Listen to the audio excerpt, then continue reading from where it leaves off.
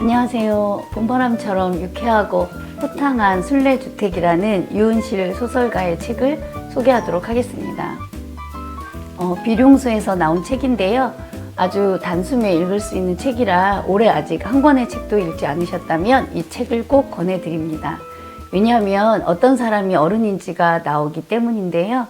여러분은 어떤 어른이 되고 싶으신가요? 주인공 김순례 할머니에 대해서 잠시 소개하도록 하겠습니다. 원래 순례라는 이름이었는데 할머니는 개명을 했어요.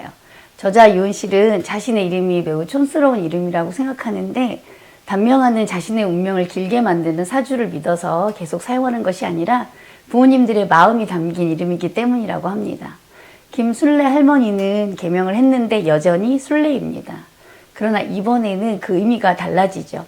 이전에는 순하고 예의 바르다는 뜻의 순례에서 지금은 지구별을 여행하는 순례자라는 마음으로 살고 싶어서 순례라고 바꿨습니다. 건물주이십니다. 네, 반전이신가요? 할머니는 세신사로 35세 혼자 아들을 키우기 위해서 그 직업을 선택했는데요.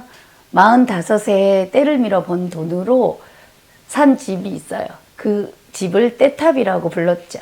그런데 지하철역이 생기면서 시세가 배로 뛰어서 보상금을 많이 받았는데 할머니는 마음이 불편했습니다. 땀 흘리지 않고 돈을 버는 건 순례 씨의 스타일이 아니었기 때문이죠. 10년 전 그 떼탑을 허물고 지금의 순례주택을 지었습니다. 중요한 건 임대료를 시세에 따라 정하지 않았고 살아가는 데 필요한 만큼만 받았다는 거죠. 거기에 입주한 여러 가정들의 이야기가 아주 재미있게 펼쳐집니다. 그런데 그들의 스토리가 아니라 오히려 길 건너 고층 아파트인 부촌에 살던 사람들이 어른이 되어가는 이야기입니다. 순례 씨에게는 남자친구가 있었는데 그 남자친구의 손녀가 순례 씨 집에서 성장하며 자신의 가족을 성장시키는 게 큰 줄거리입니다. 할아버지가 돌아가시자 순례 씨는 그 손녀를 최측근이라고 부르기 시작합니다. 최측근인 화자 오수림은 언니 오미림과는 다릅니다. 오미림이 밤마다 우는 아이가 되었기 때문에 더 어렸던 수림이가 밀려나 순례 씨 품에서 자랄 수 있었던 거죠. 그리고 동생에게 엄마가 잘해주는 꼴을 보지 못해서 끈질기게 괴롭혔고 무엇보다 공부에 대한 부모의 기대를 언니인 미림은 채워주었습니다. 보웬의 다세대 가족 치료에서도 부모의 관심을 가장 많이 받은 자녀가 오히려 분화도가 낮았다는 사례들을 흔하게 볼 수 있는데요. 정확히 여기서도 부모의 스케줄 밖에서 자유와 평화를 누린 오수림이 훨씬 더 분화도가 높은 삶을 살게 됩니다.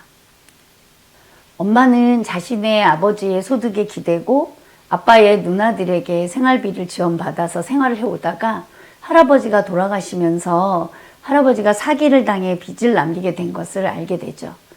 이제 더 이상 의지할 소득원이 없어지자 순례주택으로 들어오게 되는 이야기입니다. 여기까지는 별로 특별할 게 없는데요. 그 뒤에 부모가 자녀인 오수림과 빌라촌 사람들을 통해서 어른으로 성장해 가는 이야기입니다. 오수림은 자기 가족들을 야구에서 말하는 1군 선수들이라고 표현을 하는데요. 본인은 1군들이 다 말아먹은 시즌 마지막 경기에 눈부시게 등판한 구원투수라고 자처하면서 야무지게 이 모든 것들을 지켜냅니다. 절반 이상 집의 크기를 줄여가기 위해서 짐을 줄여야 하는 상황에서 언니 오미림이 슬프다며 손도 하나 까딱하지 않고 그런 집으로 들어가는 게 너무 창피하다고 울지만, 그러나 수림이가 슬픈 이유는 가난해져서 창피한 것이 아니라 할아버지가 돌아가셔서 슬프고 부모님께 그동안 4억 2천이나 넘는 돈을 뜯긴 할아버지가 슬프고 또 뼈 빠지게 일하시다가 죽은 할아버지가 사기당한 사람 취급받는 게 슬프고 일군들을 데리고 순례주택에 들어가야 한다는 게, 빌라촌 사람들에게 가야 한다는 게 창피했던 거죠. 하나의 예를 보면 순례주택에는 시간 강사를 하는 박사님이 살고 있는데 수림이 아빠도 대학의 전임교수 자리를 기다리고 있는 같은 형편이에요. 그런데 순례주택의 박사님은 새벽 배송을 하고 계단 청소를 하는 사람이라면 아빠는 새벽 배송을 받고 자기 방도 안 치우는 사람이라는 소개가 나옵니다. 중학교 1학년 국어 교과서를 읽는 순례 씨는 교과서를 재미있게 보면서 수림에게 퀴즈를 냅니다. 감탄사가 왜 독립원인 줄 알아? 독립적으로 쓰여서 독립원이야. 수림아, 나는 독립적인 인간이잖아. 그래서 독립원을 많이 쓴 인생을 살기로 결심했어. 일군들 때문에 속썩을 할머니를 걱정하는 수림이에게 순례 씨는 내줄 공간이 있어서 다행이고 감사하다고 말을 합니다. 수림은 순례 씨는 감사라는 말을 참 잘한다면서 자신도 순례자가 되고 싶다고 생각하죠. 자기 인생의 관광객이 아니라 순례자로 살고 싶어진 거죠.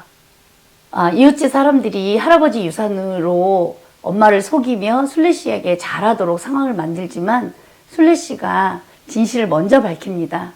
본인의 유산은 국경 없는 의사회에 다 주고 국경이 싫어서 경계가 싫어서 그렇게 했다고 이야기를 하죠. 수립은 생각합니다. 일군들은 나를 걸핏하며 무시했는데 이제 내가 갑질을 조금 하고 기분이 왜 이렇게 더러운지 짜증이 났기 때문이죠. 갑질은 통쾌했지만 행복하지는 않았는데요. 찝찝하고 불안한 통쾌함이어서 마음이 편하지 않았던 거죠. 순례 씨가 이야기합니다. 어떤 사람이 어른인지 아니? 자기 힘으로 살아보려고 애쓰는 사람이야. 저자는 누가 더 어린가 내기하는 세상을 향해서 이 시대의 어른은 누구인가 유쾌하게 말 걸어옵니다. 순례주택과 같은 곳에 입주자가 되고 싶기도 했다가 그런 순례주택의 건물주가 되고 싶기도 했다가 그냥 순례 씨 같은 이웃이 있었으면 좋겠다고 생각했다가 순례 씨 같은 어른이 되고 싶어졌습니다. 네, 가벼운 소설이지만 우리에게 큰 질문을 던지고 있는 순례주택을 여러분께 소개해드렸습니다. 여기서 여러분께 드리는 질문입니다. 여러분이 생각하는 어른은 어떤 모습인가요? 감사합니다.